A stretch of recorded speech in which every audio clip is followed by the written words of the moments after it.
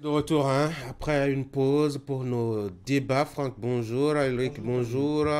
William, bonjour. Et qui Bonjour, va nous bonjour. rejoindre tout à l'heure.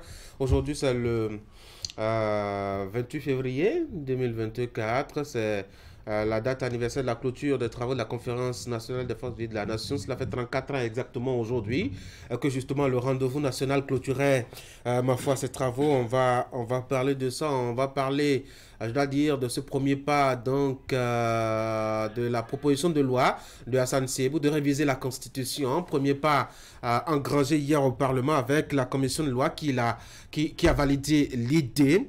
Et puis, on va faire un tour à Dakar, au Sénégal, pour remarquer et noter que le dialogue convoqué par Macky Sall a proposé justement à ce dernier de continuer à rester au pouvoir jusqu'au 2 juin 2024, en tout cas tout au moins, le temps pour lui d'organiser le premier tour de la présidentielle fixée à ce jour-là. On verra bien ce que ça donnera. Franck, cela fait 34 ans aujourd'hui, jour pour jour, que la Conférence nationale des forces vives de la nation clôturait ses travaux. Qu'est-ce qu'il nous reste? Il nous reste que ces travaux-là n'ont jamais quitté, disons, lorsqu'on évoque l'histoire du Bénin, nous n'avons pas oublié, parce que là encore, on en parle.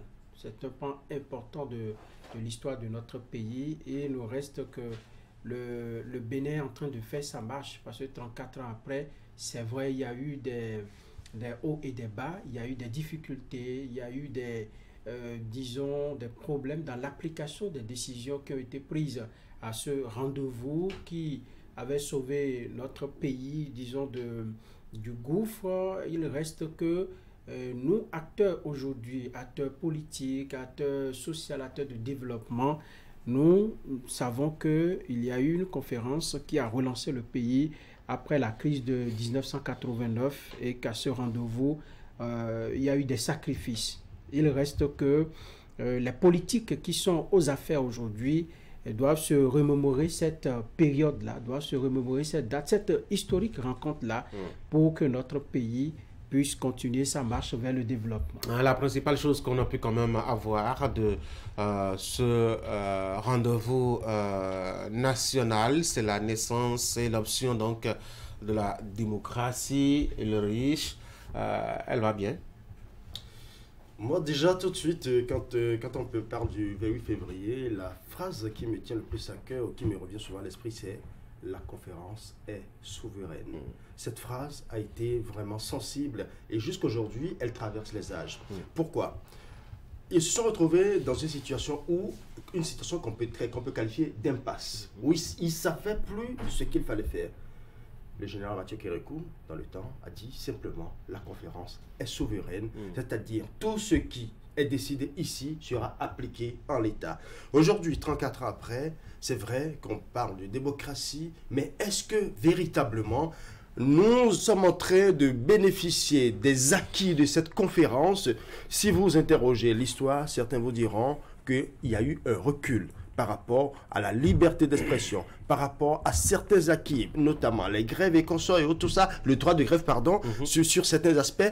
Et j'ai entendu certains syndicalistes, certains responsables syndicaux qui, quand ils ont été interrogés, ont notifié clairement que la conférence avait donné certains droits. Mais aujourd'hui, est-ce que ces droits sont respectés? En fait, c'est mitigé. C'est mitigé. On ne peut pas dire tout de go oui, on ne peut pas dire tout de go non. Mais une chose est certaine, nous sommes aujourd'hui en démocratie. Et il y a une certaine forme d'expression, la liberté d'expression. Et on sent aussi aujourd'hui une bonne séparation des pouvoirs. Vous n'avez pas savoir que dans le temps, c'était beaucoup plus concentré au niveau du pouvoir central, du régime populaire.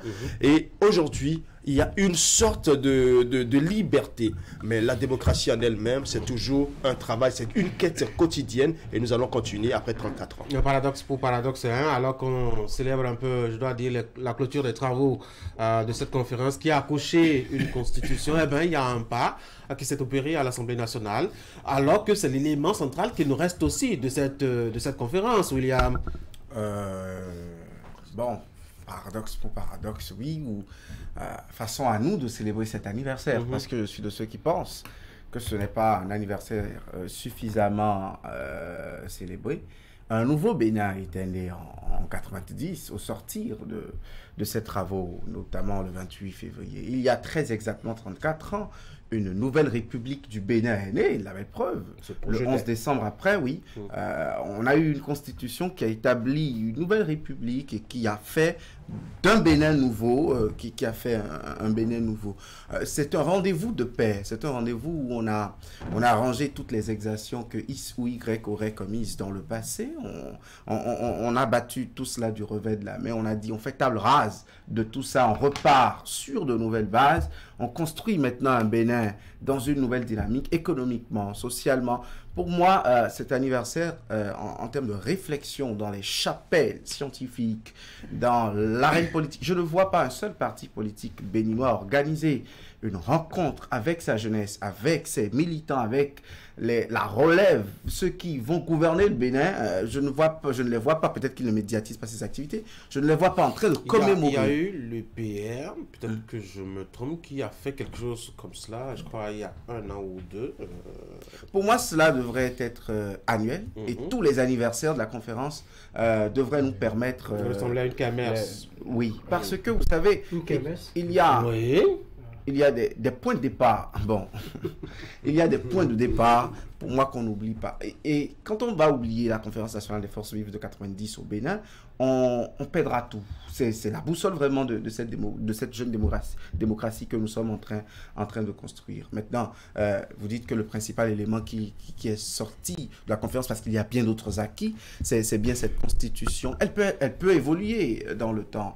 Elle peut s'adapter tout en gardant ses fondamentaux et tout. Maintenant, quand on veut son évolution, avec quelle manière est-ce qu'on y va, c'est toute l'interrogation. Sinon, le Bénin a fait son bonhomme de chemin en 34 ans. Si c'était un monsieur, il serait peut-être déjà, avec les réalités béninoises, père d'1 ou de 2 enfants. Donc, on commence par grandir, ce Bénin. Que William.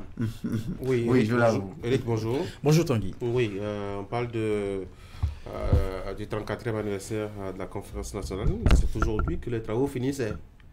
Absolument, et je pense que c'est une initiative que nous saluons. C'est sans doute l'occasion à nouveau de saluer la mémoire de toutes ces personnes qui ont véritablement joué un rôle dans la tenue de cette conférence et qui ne sont plus avec nous. Je pense au général Mathieu Kérékou, Monseigneur Isidore de Souza, Théo Eclé et bien d'autres personnes. Et aussi saluer ceux qui ont participé à ces travaux, qui sont encore parmi nous. Je pense à Maître Robert Dossou et bien d'autres encore.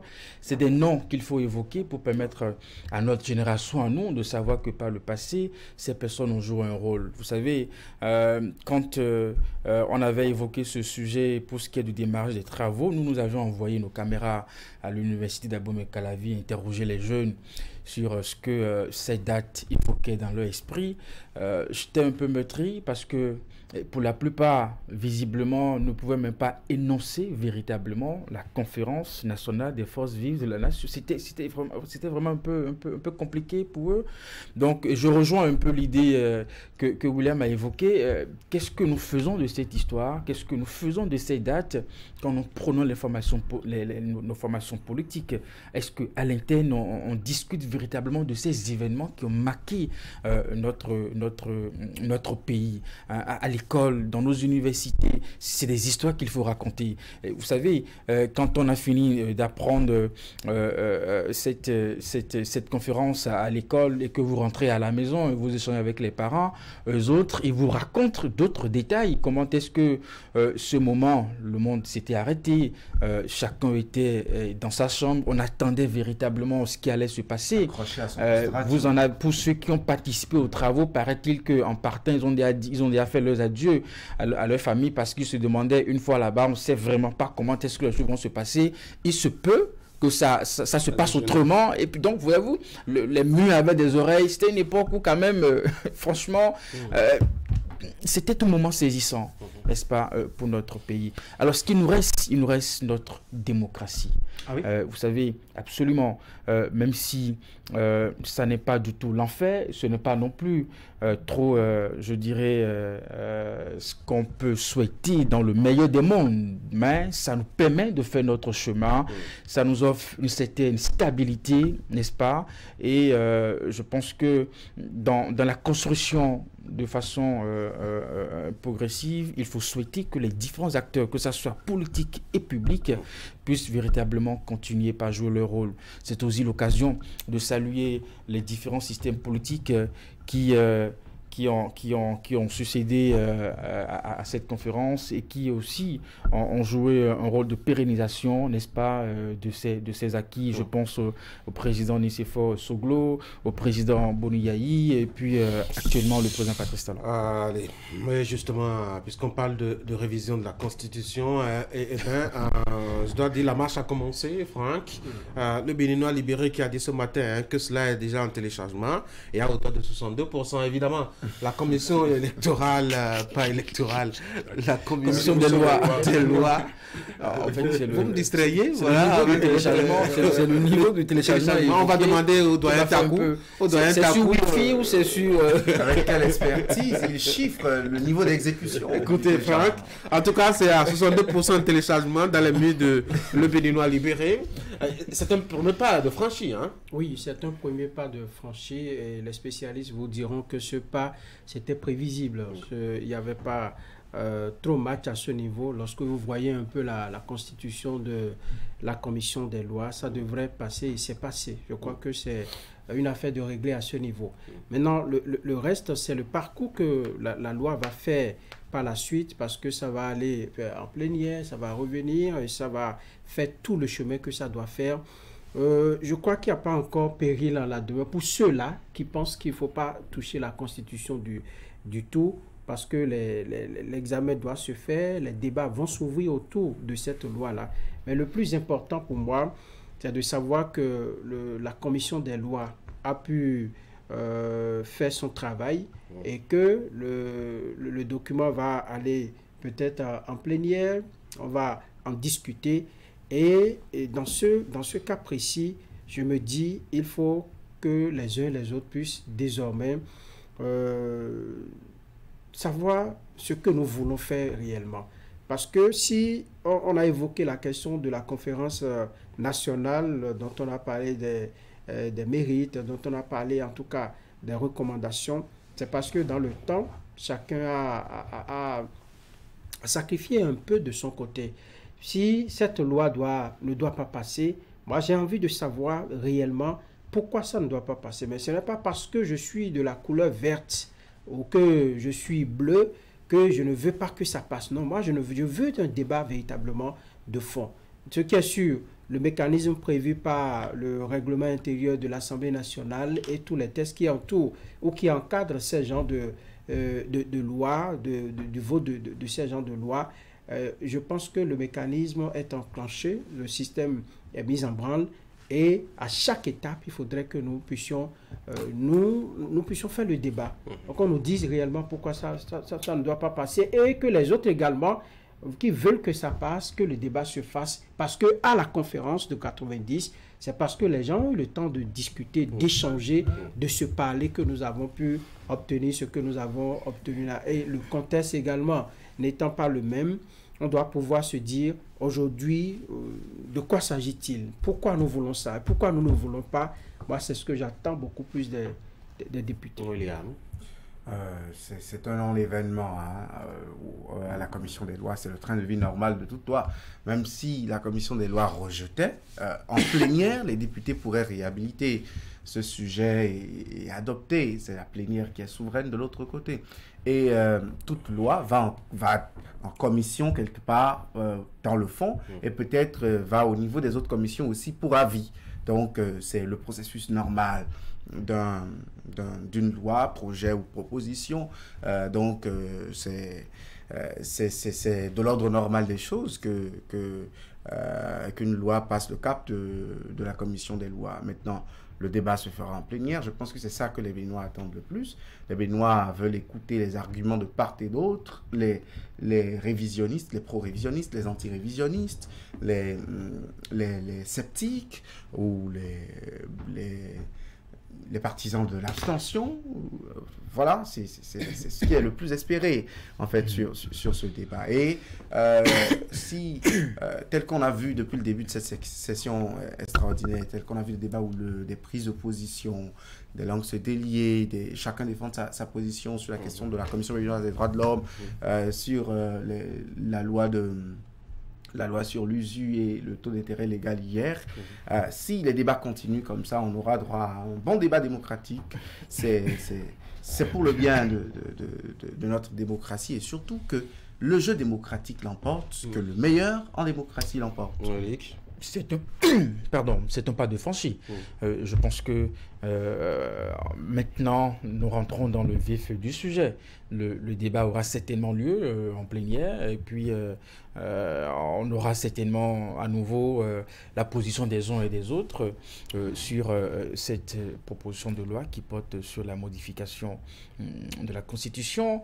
Moi, je souhaite que les esprits soient ouverts, justement, et que la force des arguments puisse justement amener les uns et les autres à savoir véritablement ce qu'on veut faire, ce qu'on ne veut pas faire, et essayer également de faire en sorte que l'intérêt, n'est-ce pas, des Béninois prime, bien entendu, sur la position des uns et des autres. Faut pas que, comme je le dis souvent, parfois l'histoire nous confie un rôle et nous sommes appelés à jouer ce rôle. Si aujourd'hui, 28 février, date qui nous rappelle la conférence des forces vives de la nation, coïncide avec l'examen de cette loi, je pense que les députés au Parlement doivent pouvoir prendre toute la charge, n'est-ce pas, que cela constitue et nous sortir certainement, in fine, une loi assez potable vis-à-vis de notre Constitution, mais aussi vis-à-vis de notre peuple. Oui. Vous le savez déjà, le Parlement, c'est un haut lieu d'échange et de confrontation d'idées. Et étant donné que la loi passe maintenant en plénière, je pense que là, ça doit donner beaucoup plus de... Ça doit permettre à tous ceux-là qui n'étaient pas pour de pouvoir avancer leurs arguments de façon précise. Et dans les échanges, ça nous permettra de rehausser un peu plus les débats au lieu de faire des jeux de couloir que nous avons vus pendant longtemps où chacun utilisait son système pour pouvoir communiquer pour ou contre la révision. Maintenant, le débat est carrément sur la table des députés et on pourra vraiment faire le débat publiquement de sorte à ce que les idées ou les appréhensions que certains ont puissent être réellement éclaircies. Et déjà, c'est un pas. C'est vrai que certains estimaient que ça ne passerait jamais l'étape de la commission des lois, mais moi je savais que ça allait passer effectivement. C'est maintenant que se pose véritablement le débat et j'espère que les députés, que tous bords confondus, que ce soit de l'opposition ou de la mouvance, prendront de la hauteur dans les échanges et surtout dans la confrontation des idées. C'est ça le plus important. Mais après, nous ne nous trompons pas. Nous savons que les démocrates, sur la question de la révision, sont formels. Il n'y aura pas de révision. Oui, mais au moins, ils vont clairement avancer leurs arguments. Ils ont maintenant le temps d'avancer leurs arguments. Pour résister le renouveau à plan B. À ce niveau, on ne sait pas ce que la journée nous réserve. En 2017-2018, l'étape de la commission est passée à main levée, mais pourtant, les deux projets de loi à l'époque, c'était des projets de loi révisionnistes.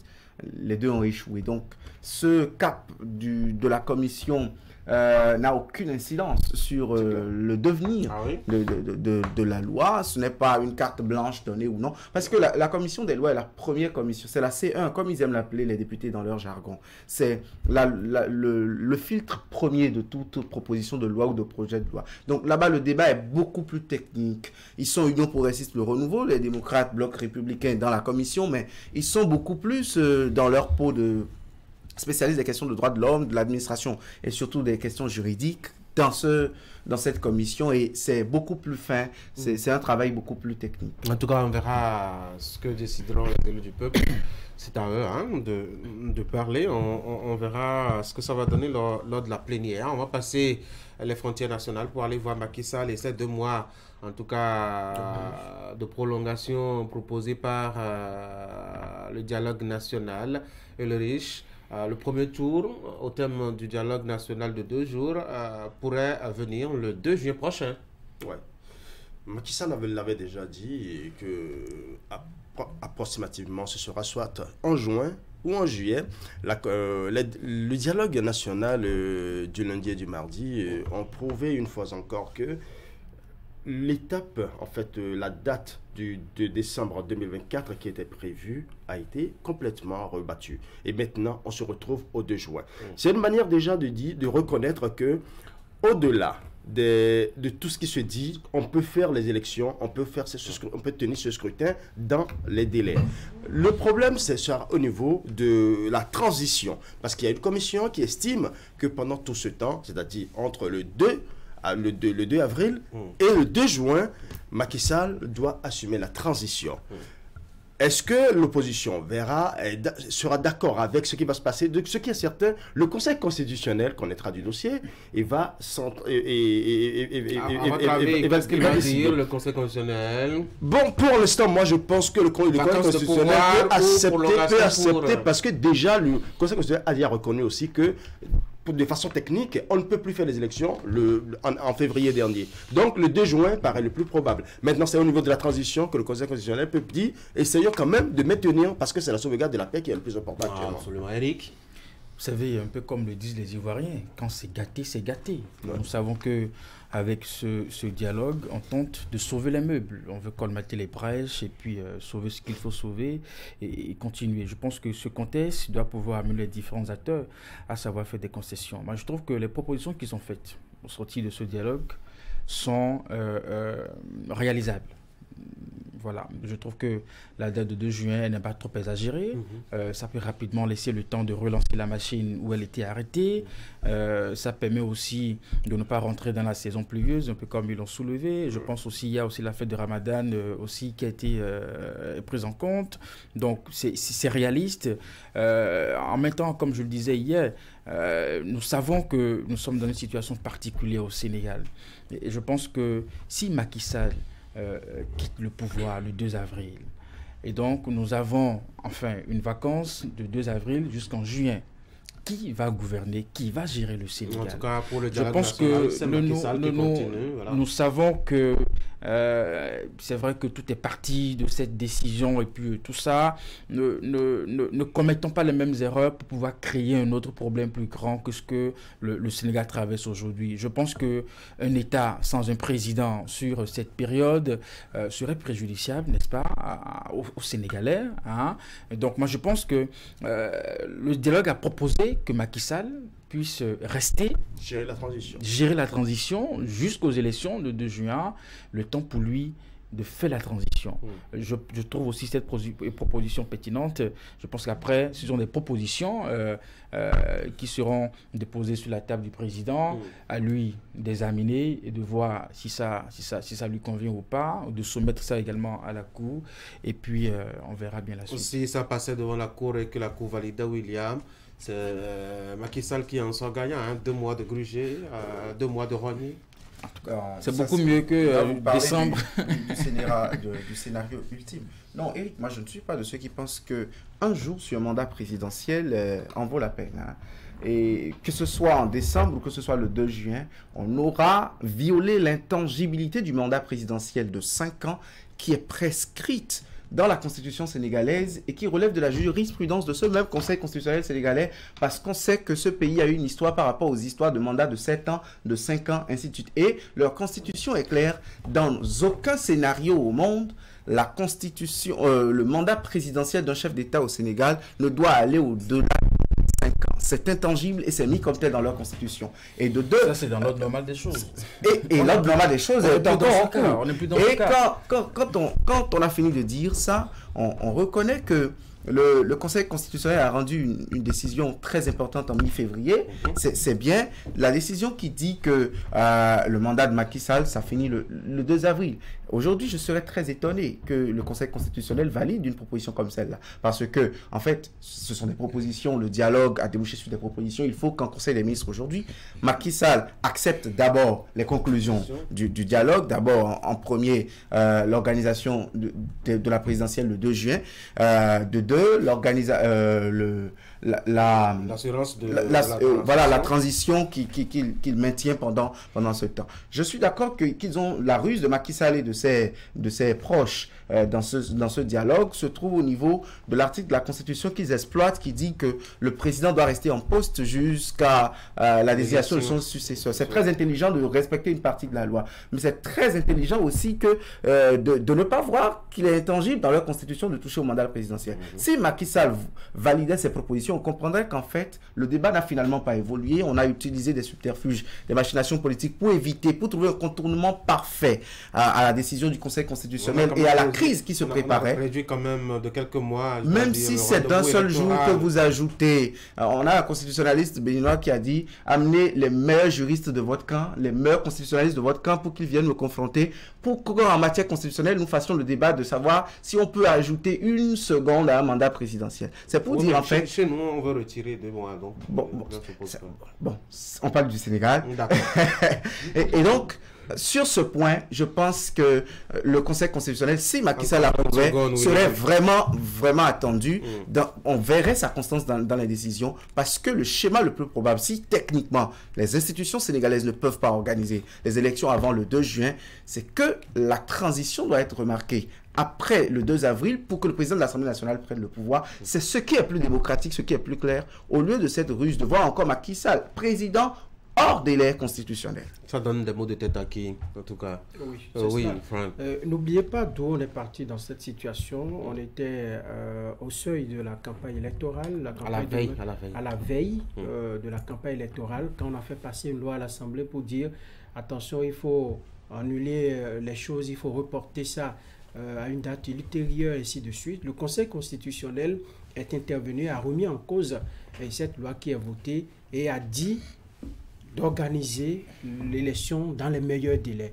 Je crois que le Conseil constitutionnel a prévenu un risque, sachant que Macky Sall est en train de ruser pour pouvoir gagner quelques mois encore sur son mandat présidentiel qui devrait prendre fin le 2 avril.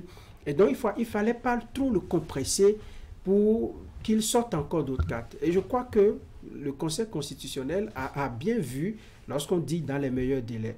Au dialogue, on a dit le premier tour sera pour le 2 juin.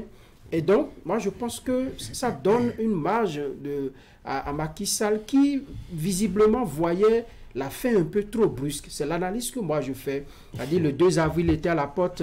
Il voyait que c'était... Tu fais 5 ans quelque part et tu vois la fin. Mais c'est ça. Je ne sais pas ce qu'il veut encore pour quelques jours, ce qu'il veut faire à la tête du Sénégal. Encore que c'est lui qui doit prendre... Peut-être aussi les réformateurs. Et donc, c'est pour dire un peu à William que autant lui donner ces 2 mois-là, qu'il plie bagage après l'élection présidentielle et qu'il parte que de le compresser, de le laisser là pour qu'il se prolonge. Il a une divinité pour le Sénégal. Oui, qu'il prolonge encore le mandat de plusieurs mois. Il est un super sénégalais au-delà de la constitution sénégalaise. C'est lui qui est aux manettes, malheureusement. Lui, il dit dans un entretien que le 2 avril, il part. Ses pairs l'ont félicité à la conférence des chefs d'État et de gouvernement de la CEDEAO qu'ils reconnaissent la fin du mandat présidentiel de leurs collègues, de leur homologue Macky Sall, qu'ils le félicitent pour ses réalisations, pour ses infrastructures.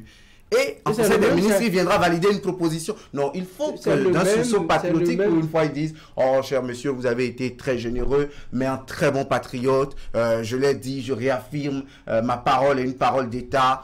J'ai bien dit que le 2 avril, je pars. Vraiment, je partirai. Quitte au Conseil constitutionnel de décider de la suite, de comment on trouve les choses pour... Non, mais tout compte fait, 2 mois, ça ne fait pas... c'est pas 2 ans. Je pense que... Pour vous, c'est pas beaucoup. Donc, on peut continuer c'est mieux de bien qu'on va venir vraiment. Le temps, il est parti. Moi, je pense plus sur la sécurité de l'État. En l'absence d'un chef, ce que ça peut donner, ce que ça pourrait donner. Oui, mais il y a un président de l'Assemblée nationale, il y a un président du Conseil constitutionnel. Même là encore, les institutions prévues dans la Constitution. Oui, mais les institutions existent. Je pense que 90 jours, les élections sont organisées en cas de vacance de pouvoir, mais juste qu'on aura besoin de l'intelligence du Conseil constitutionnel pour constater la vacance de pouvoir si Macky Sall s'en allait le 2 avril. Il n'y a que le contexte du dialogue qui change un peu tout. On estime que le dialogue est représentatif des différentes forces vives de la nation qui se sont rassemblées et ont fait cette proposition. Et donc je pense que la Cour peut estimer que ça vient du tréfonds des Sénégalais, n'est-ce pas, de pouvoir suivre cette feuille de route-là. Pourquoi pas?